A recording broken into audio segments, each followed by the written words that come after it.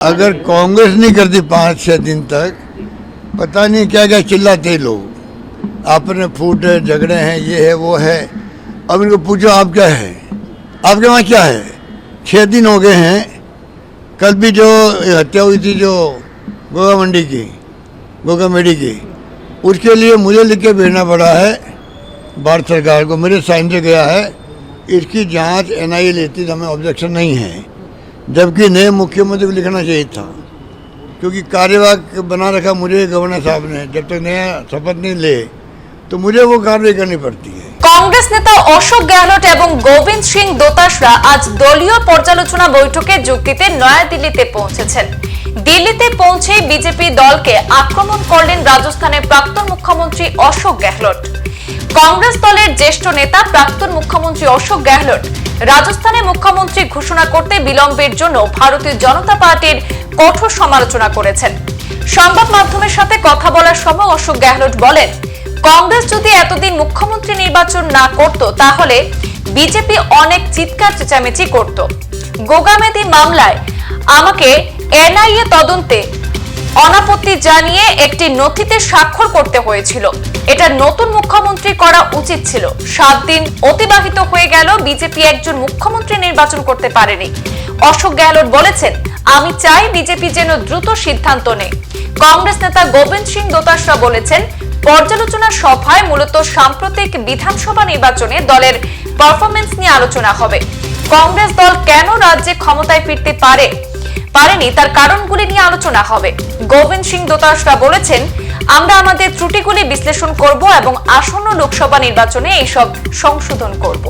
देखिए, चुनाव के परिणाम तो आ चुके हैं और पहले हमने कहा था हम चाहते थे चुनाव जो लोकल मुद्दों में लड़ा जाए, ये हमने मांग करी थी। जो 5 साल परफॉर्मेंस हमारी थी उसमें कोई कमियां बताते, प्रधानमंत्री या गृह मंत्री या उनके 5-7 मुख्यमंत्री आ रहे थे, जो कुछ भी लोग आए थे, किसी ने भी उसके ऊपर चर्चा नहीं करी। ये इस बात का दुख है। डेमोक्रेसी के अंदर चुनाव हो रहा है विधानसभा का, विधानसभा के अंदर 5 साल में हमने काम कितने किए हैं, नहीं किए हैं, कमी रखी है, खामी रखी है, उस पर चर्चा नहीं हुई। वो कन्हैयालाल और झूठ बोलते रहे। वो 5 लाख दिए, 50 लाख उसको मिले थे, पब्लिक में जेल में भर दिया, उसको बहुत कम पैसा मिला। इतनी बड़ी घटना हुई। ये कोई नहीं कहता एनआईए ने केस ले लिया उसी रात को। एनआईए ने अभी तक उसकी जांच पूरी उन्होंने नहीं करी है। हमारे पास केस होता तो अभी तक तो हो सकता है सजा डिक्लेयर हो जाती, कुछ नहीं किया इन्होंने। पर इशू क्या बनाए, नेशनल इशू बना दिए और तनाव में भड़काने वाले भाषण दिए, ध्रुवीकरण कर दिया चुनाव का। और ध्रुवीकरण कर दिया चुनाव का, राष्ट्रीयता और ध्रुवीकरण हिंदू मुस्लिम, तो फिर आप देख सकते हो क्या होता है। वही हुआ। हमने कहा तो माई बाप तो जनता है, जो फैसला आएगा उसको हम बड़े ह्यूमिलिटी स्वीकार करेंगे। वही बात हुई है। ठीक है सर, समीक्षा बैठक में आपकी तरफ से आप क्या मानते हैं कि राजस्थान इस बात बोलो मैं आपको, क्या समीक्षा, क्या कारण रहा कि आप लोग समीक्षा तो ही मैं कह रहा हूँ, मुद्दा रहा उन्होंने भड़काने वाले काम किए, उनके पास कोई मुद्दा था नहीं। ये लोकतंत्र की हत्या करने वाले लोग हैं, संविधान की दर्जा उड़ा रहे हैं, ईडी इनकम टैक्स सीबीआई का दुरुपयोग कर रहे हैं। चुनाव चलते हुए प्रदेश कांग्रेस कमेटी के अध्यक्ष जी के घर में घुस गए, वैभव गहलोत को दे दिया, नोटिस दे दिया, बुला लिया। ये डिस्टर्ब करना जानते हैं पूरे देश के अंदर। बहुत खतरनाक खेल चल रहा है। जनता आज नहीं तो कल जवाब देगी इनको। सर, बीजेपी की ओर से मुख्यमंत्री भी अभी तक जो है निश्चित नहीं किया गया, लगातार देरियां हो रही हैं, बैठकें हो रही हैं, लेकिन वो मुख्यमंत्री का चयन नहीं कर पा रहे। अगर कांग्रेस नहीं करती 5-6 दिन तक, पता नहीं क्या क्या चिल्लाते लोग, आपने फूट है, झगड़े हैं, ये है वो है। अब इनको पूछो आप क्या है, आपके वहाँ क्या है। 6 दिन हो गए हैं। कल भी जो हत्या हुई थी जो गोगा मंडी की, गोगा मेडी की, उसके लिए मुझे लिख के भेजना पड़ा है भारत सरकार को, मेरे साइन से गया है। इसकी जांच एनआईए लेती तो हमें ऑब्जेक्शन नहीं है, जबकि नए मुख्यमंत्री को लिखना चाहिए था, क्योंकि कार्यवाहक बना रखा मुझे गवर्नर साहब ने। जब तक नया शपथ नहीं ले तो मुझे वो कार्रवाई करनी पड़ती है। तो मैं चाहता हूँ कि जल्दी इनका फैसला हो। और अब इनकी पोल खुलती जा रही है।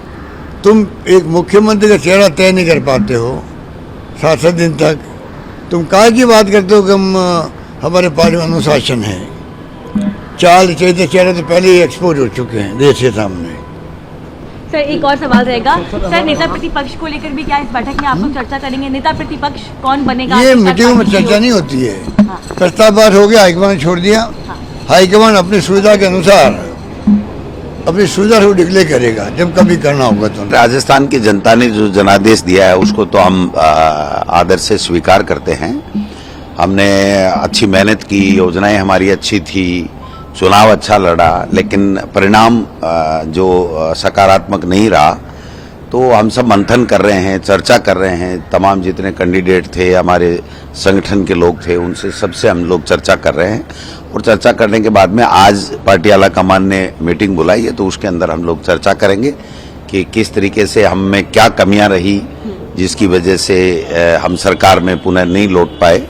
और उसके बाद में उन चर्चाओं के आधार के ऊपर पार्टी नेतृत्व जो आगे दिशा निर्देश देगा उसमें मजबूती के साथ में हम लोकसभा चुनाव में जाएंगे। और लोकसभा चुनाव में सर राजस्थान में लगभग कहा जाता है कि रिवाज नहीं बदलता, आप लोगों ने दावा भी किया था। आप लोग क्या कारण मानते हैं कि आखिरकार कांग्रेस देखिए, कारण एक नहीं होता है, कई कारण हो जाते हैं, लेकिन हमने चुनाव अच्छा लड़ा और पार्टी की जो स्कीम्स थी, जो फ्लैगशिप योजनाएं थी वो अच्छी थी। पार्टी आला कमान जो हमारे राहुल जी, खड़गे साहब, प्रियंका जी, उन्होंने बहुत अच्छे से कैंपेन करके बहुत अच्छा चुनाव उठा दिया था। लेकिन चूंकि अब परिणाम सकारात्मक नहीं रहे तो ये बात तो माननी पड़ेगी, कहीं न कहीं किसी न किसी रूप में हमारी कमी रही है। हम लोगों को समझा नहीं पाए और परिणाम हम अच्छे ला नहीं पाए। तो निश्चित रूप से जो कमियां हैं उसको हम लोग देखेंगे और आगे चल करके उसमें सुधार करके पार्टी को और मजबूत बनाए। সংবাদ এই পর্যন্তই, ফিরছি পরবর্তী অন্যান্য আপডেট নিয়ে। ধন্যবাদ।